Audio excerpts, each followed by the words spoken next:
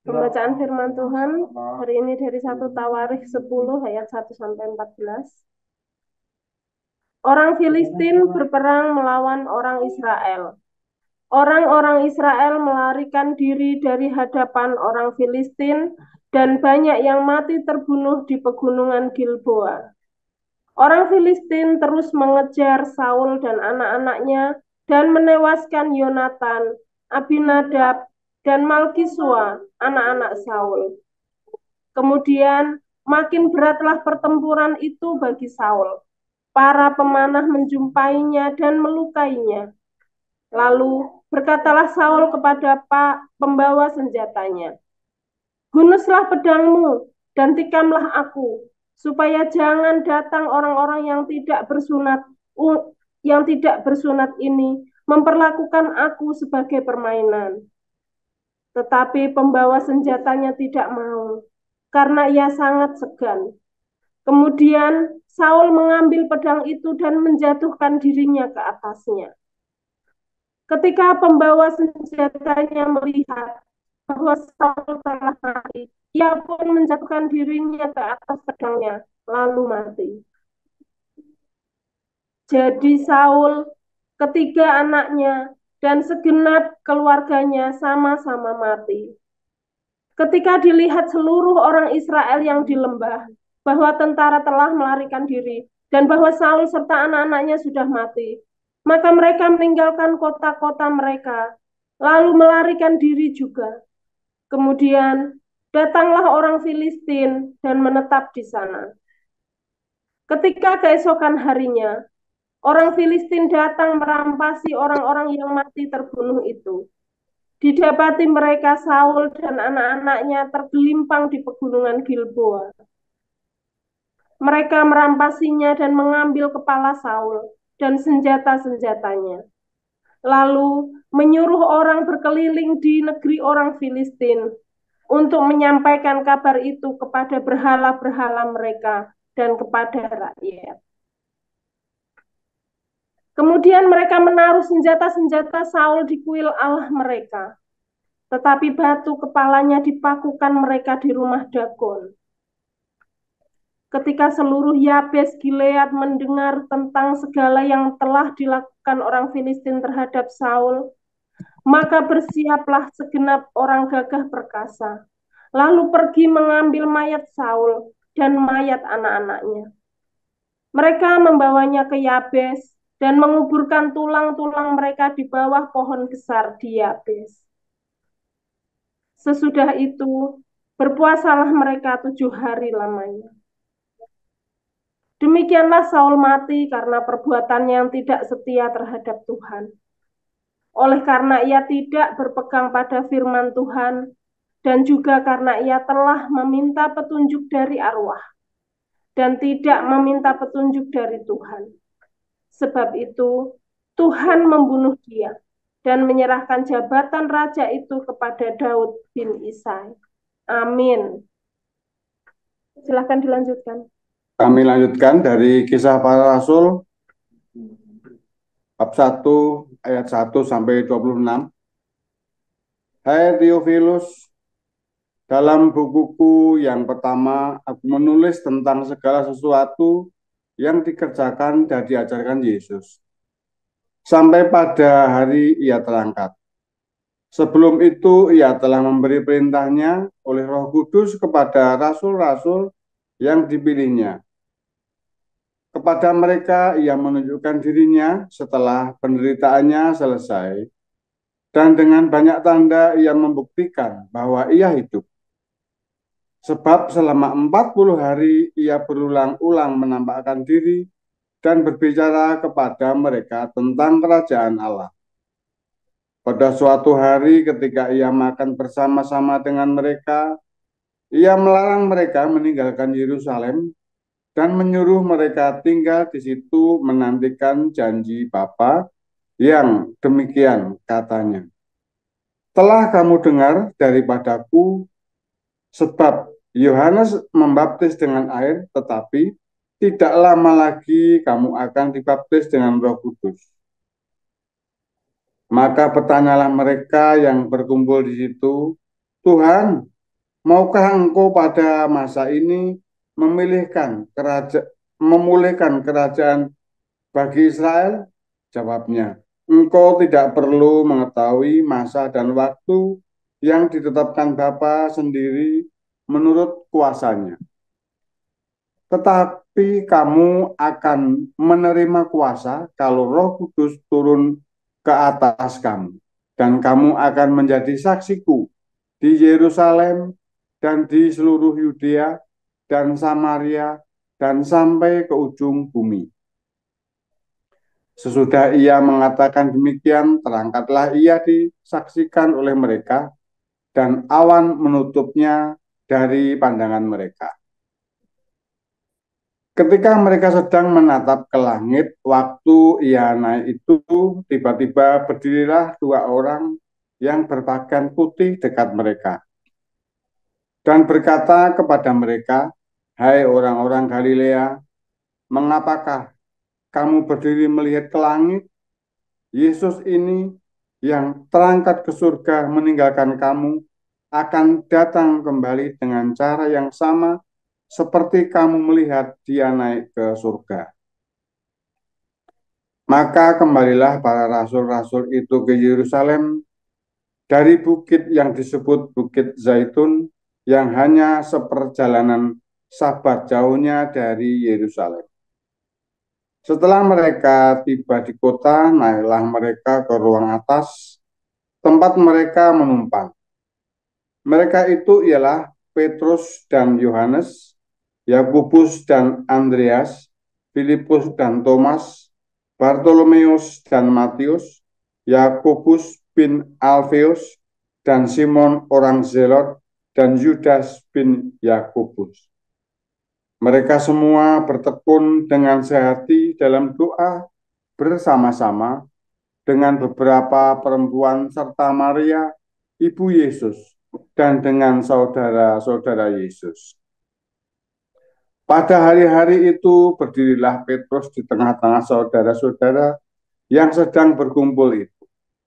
Kira-kira 120 orang banyaknya, lalu berkata, "Hai saudara-saudara, haruslah genap nas kitab suci yang disampaikan Roh Kudus dengan perantaraan Daud tentang Yudas, pemimpin orang-orang yang menangkap Yesus itu. Dahulu ia termasuk bilangan kami dan mengambil bagian dalam pelayanan ini. Yudas ini telah membeli sebidang tanah dengan upah kejahatannya. Lalu ia jatuh tertelungkup dan perutnya terbelah sehingga semua isi perutnya tertumpah keluar. Hal itu diketahui oleh semua penduduk Yerusalem, sehingga tanah itu mereka sebut dalam bahasa mereka sendiri Hakal Dama, artinya tanah darah. Sebab ada tertulis dalam kitab Mazmur, biarlah perkemahannya menjadi sunyi, dan biarlah tidak ada penghuni di dalamnya, dan biarlah jabatannya diambil orang lain. Jadi harus ditambahkan kepada kami seorang dari mereka yang senantiasa datang berkumpul dengan kami selama Tuhan Yesus bersama-sama dengan kami. Yaitu mulai dari baptisan Yohanes sampai hari Yesus terangkat ke surga meninggalkan kami untuk menjadi saksi dengan kami tentang kebangkitannya. Lalu mereka mengusulkan dua orang, Yusuf yang disebut Barnabas dan yang juga bernama Justus dan Matias. Mereka semua berdoa dan berkata, "Ya Tuhan, Engkaulah yang mengenal hati semua orang. Tunjukkanlah kiranya siapa yang Engkau pilih dari kedua orang ini untuk menerima jabatan pelayanan, yaitu kerasulan yang ditinggalkan Yudas, yang telah jatuh ke tempat yang wajar baginya." Lalu mereka membuang undi bagi kedua orang itu, dan yang kena undi adalah Matias. Dan dengan demikian ia ditambahkan kepada bilangan ke-11 rasul itu. Amin. Demikian firman Tuhan. Amin. Terima kasih untuk para lektor kita hari ini, yaitu Bu Endang Iswati dan juga Pak Murjiono yang sudah membantu bacaan Alkitab hari ini. Ya, ya Bapak Ibu, kita akan siapkan hati dan pikiran kita untuk mendengarkan firman Tuhan hari ini dengan judul Jihad, Saul dan Yudas yang akan disampaikan oleh Gembala kita Pastor Joseph Paulsen. Kepada Pastor, dipersilakan.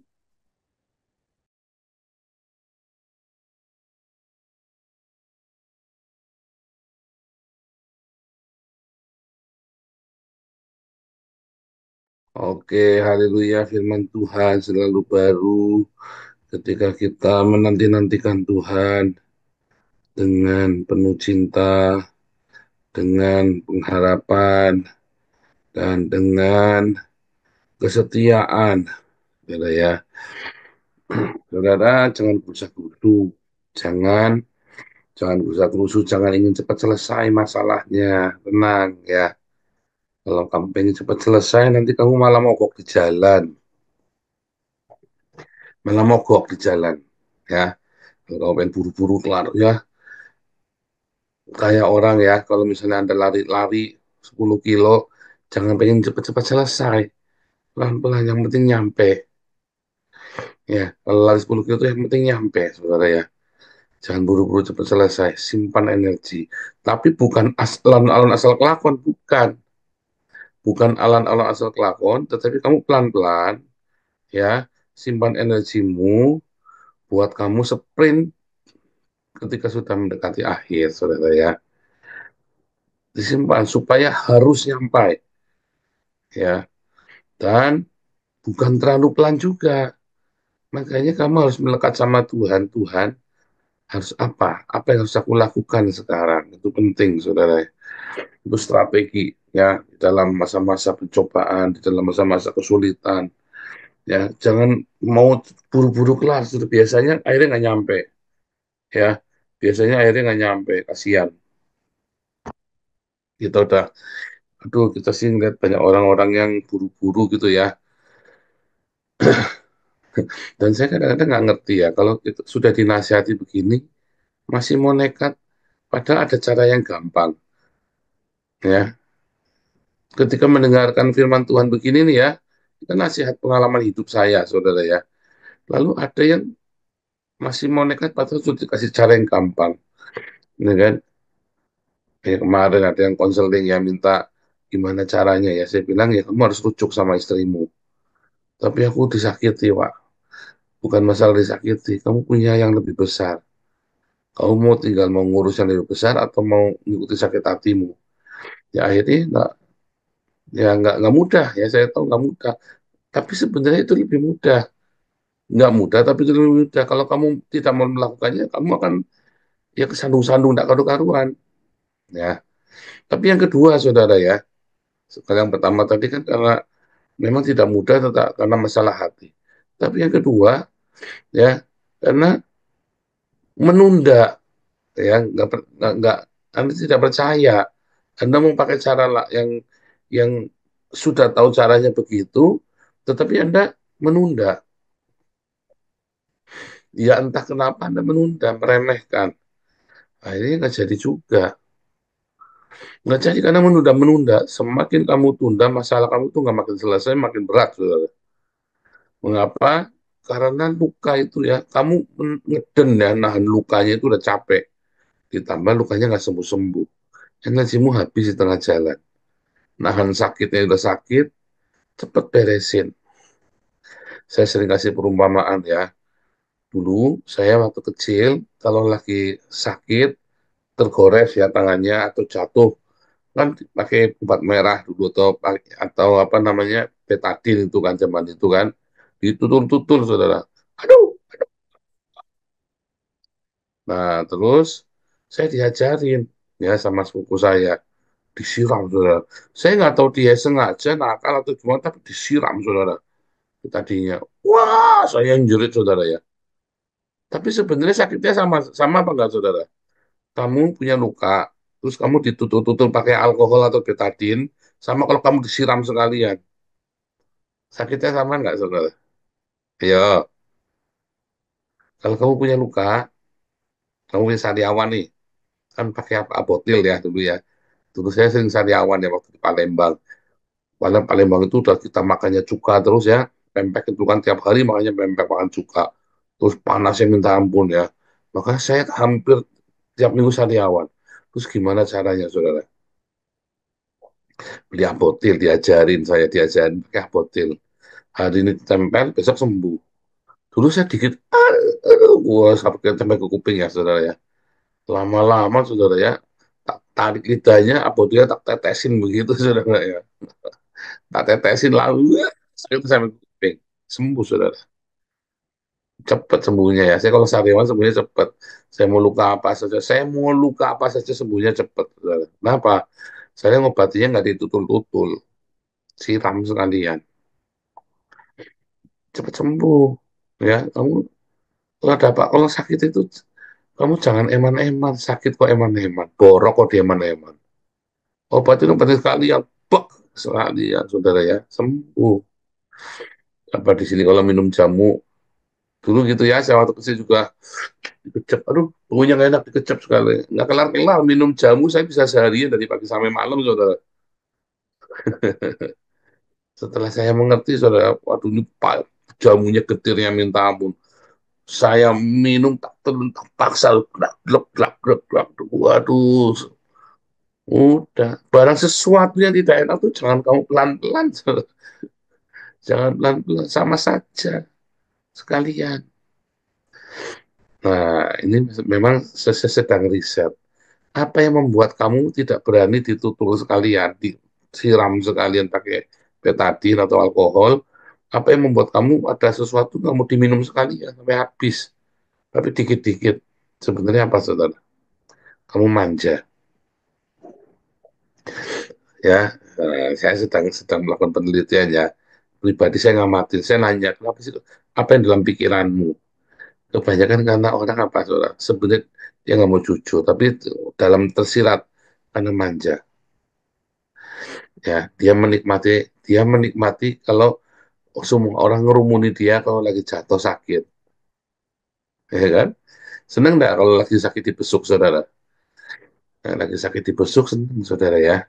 Nah, tapi kalau Anda tidak manja, Anda nggak seneng sakit dan nggak seneng kalau lagi sakit dibesuk. Ya, kecuali sakitnya udah kelamaan ya, memang ya mau nggak mau dibesuk ya karena kesepian juga ya. Tapi kalau cuma sakit sedikit, cuma sakit gigi dibesuk, dadak dibesuk malah ngerepoti, saudara. Ya makanya embun pagi, jangan sakit gigi besuk, jangan saudara ya. Tim besuknya ini sakit apa korengan dibesuk, jangan saudara. Waduh, baru operasi dibesuk, malah ngerepoti kamu saudara. Ya, malah ngerepoti. Nah, tapi kalau dalam meninggal, kamu usahakan rame-rame datangnya. Tapi jangan cuman tenggang kangkung, bawa rame-rame ya bawa makanan, bawa apa, bantuin, ikut bawa makanan, ya, itu. Nah, saudara, ada yang namanya Raja Saul dan Yudas. Ini dua-duanya pengkhianat ya. Dua-duanya pengkhianat. Saudara, yang dilakukan Saul itu adalah pengkhianat ya. Ketika membiarkan kerajaan Amalek si Agag itu hidup, itu pengkhianatan, saudara. Karena gara-gara itu dibiarkan hidup ya, orang-orang Amalek itu ada yang dibiarkan hidup oleh Saul, maka tersisalah Haman ya, yang nanti kemudian akan membunuh orang-orang Israel.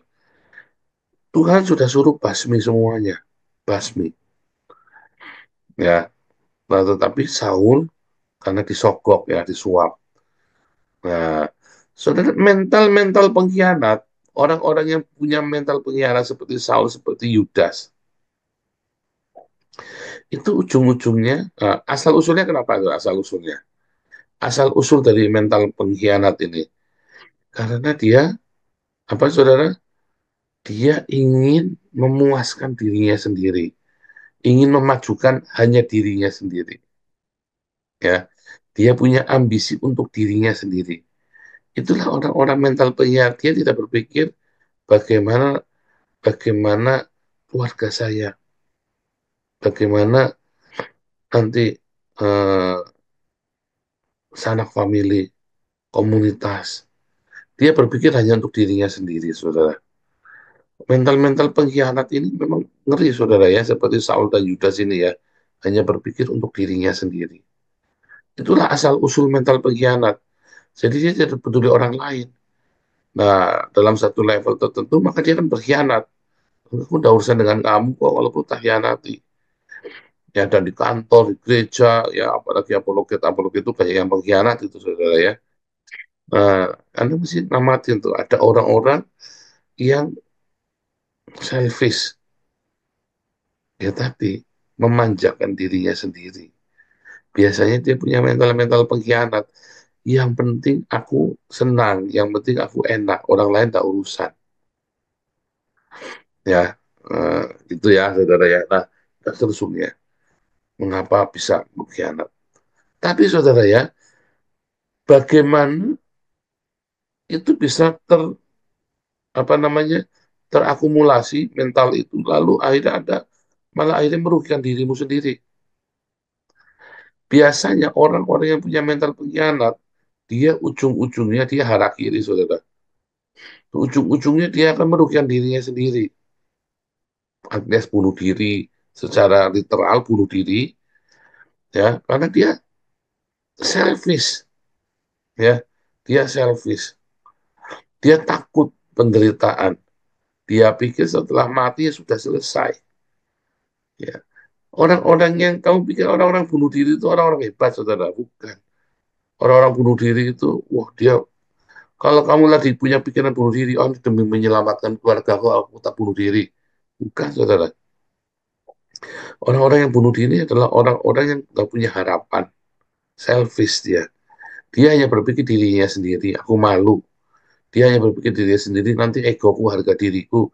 Nanti dia bilang, oh gimana nanti keluargaku dibeginikan. Tapi bukan karena dia mengasihi keluarganya, tapi karena karena malu. Sayanya yang malu. Jadi dia bunuh diri. Ya, nanti aku putus cinta. Akhirnya dia bunuh diri. Kenapa dia bunuh diri? Dia tidak takut mati. Tapi dia takut menghadapi kehidupan. Dia takut karena dia gagal. Dia takut karena dia intinya selfish. Pusatnya adalah dirinya. Nah, orang-orang yang pusatnya adalah dirinya seperti Saul dan seperti Yudas ini, yang tidak urusan dengan urusan orang lain, pusatnya adalah dirinya sendiri, dalam skala yang luar biasa, dia akan bunuh diri secara literal maupun bunuh diri, ya dia akan menutup diri dari orang lain. Seakan-akan tamat sudah, aku nggak mau ketemu orang lain lagi. Itu juga gejala bunuh diri, saudara ya. Gejala-gejala bunuh diri, memisahkan diri sendiri. Makanya orang-orang yang pernah punya keinginan bunuh diri ini biasanya dikonselingin ya. Dia harus benar-benar tuntas. Orang-orang yang punya kecenderungan bunuh diri ini harus tuntas. Karena apa? Karena harus tahu mengapa aku pengen bunuh diri. Karena itu seperti sel kanker yang tidur, saudara. Seperti sel tumor yang tidur. Suatu ketika bisa tumbuh lagi. Sehingga kamu harus menemukan satu pengharapan. Saudara, bedanya Daud sama Saul apa, saudara? Sama-sama berdosa loh. Tapi karena Saul terbiasa selfish, ya maka Saul bunuh diri. Daud dia nggak selfish, dia hadapin kesalahannya dia. Dia perbaiki, dia beresi, dia datang sama Tuhan. Iya kan? Apa bedanya Yudas sama Petrus sama-sama berkhianat? Yudas mau menyelesaikan sendiri. Petrus datang sama Tuhan. Walaupun malu. Tapi datang sama Tuhan. Kamu pikir orang bunuh diri, saya mah punya harga diri, mendingan saya mati daripada ke sana. Itu namanya kamu lari, saudara. Hadapi, kamu kalah kok. Kok malah mendingan mati. Kamu kalah kok. Ya, nyatanya kamu kalah. Hadapin, terima kalau kamu kalah. Kalau kamu bisa menerima kekalahanmu, maka kamu akan bisa introspeksi dan suatu hari kamu akan menang. Kalau kamu ditinggal istri, tinggal suami, tinggal pacar, kalau kamu gagal, kamu terima, aku memang ditinggal, berarti ada sesuatu yang tidak baik dari saya. Oh iya, memang tidak baik. Apa? Introspeksi. Ya, nanti suatu hari ya, kamu akan mendapat yang terbaik. Karena kamu introspeksi, terima kenyataan ada yang salah dengan kita. Ya ada yang salah, salah banyak, salah sedikit, kita nggak tahu pokoknya. Ada yang salah kan? Ya kan? Apa saja pokoknya ada salah. Terlalu cantik, terlalu jelek, terlalu ganteng, terlalu sugih, terlalu miskin. Pokoknya ada yang salah. Ya kan? Ya pokoknya ada yang salah. Terima kenyataan dulu, saudara. Kamu pikir terus bunuh diri, terus kamu hebat begitu ya. Kayak orang Islam kan suka bunuh diri ya. Kamu pikir hebat, saudara. Enggak, ya. Enggak. Itu hanya delusimu saja. Kalau kamu mengalami keputusasaan, jangan bunuh diri. Terima. Kamu gagal. Terima. Aduh, aku gagal. Ya, terima kenyataan. Dengan menerima kenyataan kamu gagal, maka kita bisa introspeksi. Dan ingat, nggak cuma kamu kok yang gagal. Kamu itu hanya satu dari sekian miliar orang yang pernah gagal. Tidak ada orang yang selalu berhasil. Semua orang di seluruh dunia selalu pernah mengalami kegagalan. Bedanya, kamu selfish kan? Kamu tidak bisa menerima kekalahan, tidak menerima kegagalan. Artinya kamu sombong. Artinya kamu adalah musuhnya Tuhan. Ya kan? Orang yang sombong itu kan musuhnya Tuhan. Jadi kalau kamu salah, kalau kamu gagal, kalau kamu ditinggal istri, tinggal suami, diselingkuhin, apa segala macam, diam, terima kenyataan ada yang nggak baik dengan kamu, datang sama Tuhan, minta perbaiki. Kadang-kadang kesalahan itu adalah sebenarnya karena kita malas olahraga, karena kita malas mengelola keuangan, karena kita malas untuk mandi, malas untuk bersolek, atau malah kita terlalu banyak materialistis, terlalu banyak bersolek, atau kita malah ya terlalu bersihan, atau kita terlalu rewel, terlalu bawel, atau terlalu cantik, terlalu ganteng, ya, atau terlalu miskin. Kalau yang miskin ya kerja, kalau yang jelek ya kamu harus rajin-rajin olahraga dan kamu harus perbaiki hatimu. Orang kalau merasa jelek, saudara ya, yang diperbaiki bukan mukanya loh, saudara, hatinya. Orang jeleknya kayak apapun, kalau kamu senang tersenyum, senang tertawa, kamu suka bercanda, nanti kamu dapat pasangan yang baik loh. Orang yang jelek ya, tapi kalau dia suka bercanda, selalu membawa keceriaan, selalu membawa sukacita, maka kamu akan dapat pasangan yang baik, saudara. Ya, banyak itu ya orang-orang yang jelek, menurut saya jelek, tapi isinya cantik-cantik. Ya, saya jadi anak saya ya, kamu jangan terlalu serius ya kalau berteman, banyak bercanda. Tapi saatnya serius ya serius, tapi kalau waktu-waktu itu kamu bercanda jangan nutup diri. Sekalipun dalam bercandamu kamu lagi jengkel tetap bercanda. Sehingga temanmu, semua orang suka dengan kehadiranmu. Nah, tak ajarin saudara ya. Sampai tak ajarin anak saya saudara ya. Anda bagaimana? Ajarin. Jangan lagi susah, sedih. Ajari anakmu untuk bisa selalu membawa keceriaan bagi lingkungannya. Ya, nah, itu tipsnya lagi kan. Jadi kalau ada orang-orang yang punya kemampuan untuk mendatangkan keceriaan, nah, wah berbahagialah tidak. Kalau dia nggak punya, gimana? Minta sama Tuhan Yesus, minta pendamaian. Keceriaan itu datangnya dari pendamaian dengan Tuhan Yesus. Ya, kemarin mobil saya mogok, ya ditipu sama bengkelnya ya, soal dikerjain, wah ditipu dikerjain. Intinya dikerjain lah pokoknya ya, karena itu mobil saya kan mobil besar 2400 cc kan nggak mungkin mesinnya rusak. Orang kita nggak pernah buat balapan, nggak pernah buat apa masuk turun ke sawah, saudara ya. Jadi mungkin dia ada kesalahan. Lalu teman kita Peter itu ya, Peter yang bule itu ya, wah dia udah mau caci maki. Yuk kita samperin, udah di depan bengkelnya, saya mau dobrak sini. Kurang ngajar, dia mau ambil batu, mau dilemparin kacanya. Wih, jangan, nggak boleh, saya bilang begitu. Jangan. Tapi dia itu jahat, dia memberikan kamu itu orang baik.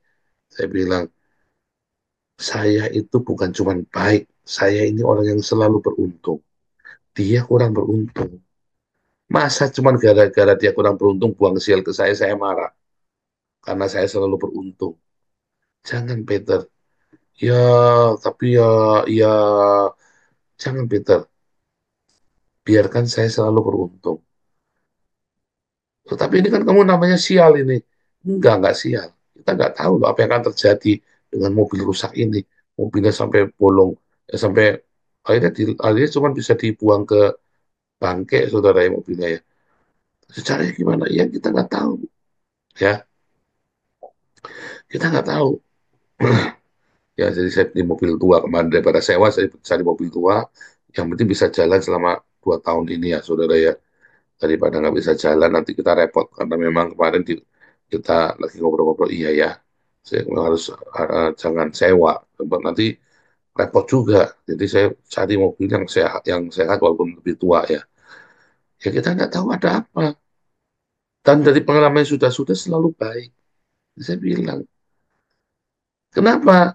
Karena ketika ada yang salah, saya coba introspeksi. Kenapa saya bisa ketipu ya? Ya kan? Saya nggak marah-marah. Nggak usah marah-marah juga. Nggak usah minta ganti rugi yang gimana juga. Nggak usah ngotot-ngototan saya mah. Ya memang ada yang salah. Saya nggak tahu apa yang salah. Ya kan? Kenapa bisa sampai begitu? Nah, padahal ini kan ini semua istilahnya kita memang udah hati-hati sekali. Ya tapi Tuhan baik. Kita nggak tahu ya saudara ya. Apa yang terjadi kita nggak ngerti. Ya kan? Kan kita nggak ngerti Tuhan turut bekerja dalam segala sesuatu, ya. Tapi kalau saya selfish, saya akan marah-marah, gebrak-gebrak itu saudara ya. Yang paling senang saya menang. Saya biasanya temper, waktu itu saya tenang. Bahkan saya menenang-tenangkan teman-teman yang berusaha ngonjoki yang jengkel. Lah, nggak usah ribut, nggak apa-apa, nggak usah. Ya, Hmm. Dan saya sekali ngajari Peter, ya, ya kan. Saya suruh bilang, dia bisa caci maki ya. Dia bilang, nanti akan ada sesuatu yang buruk nanti mengenai orang ini. Terus saya langsung bilang, enggak Peter, nanti surga akan memberkati orang ini. Saya bilang begitu. Dia melongo, dia ngeliatin saya. Mereka itu jahat sama kamu, dia kurang ajar. Iya, tapi saya tetap lebih diberkati dari orang ini. Introspeksi, saudara ya. Kita mungkin memang salahnya kita nggak ngerti loh. Belum belum tentu kesalahannya dia juga kan namanya mobil jalan ya kita nggak ngerti dan seterusnya. Dan itu pokoknya begitu saudara ya. Kalau kamu tidak selfish, maka yang keluar dari mulutmu adalah berkat. Dan kalau keluarnya berkat, kamu akan diberkati. Ya, kalau keluarnya berkat, maka diberkati. Kalau keluarnya kamu kutuk, ya kamu akan dikutuk juga. Sialnya ketimpa sial. Ya, diingat-ingat ya, Tuhan Yesus memberkati.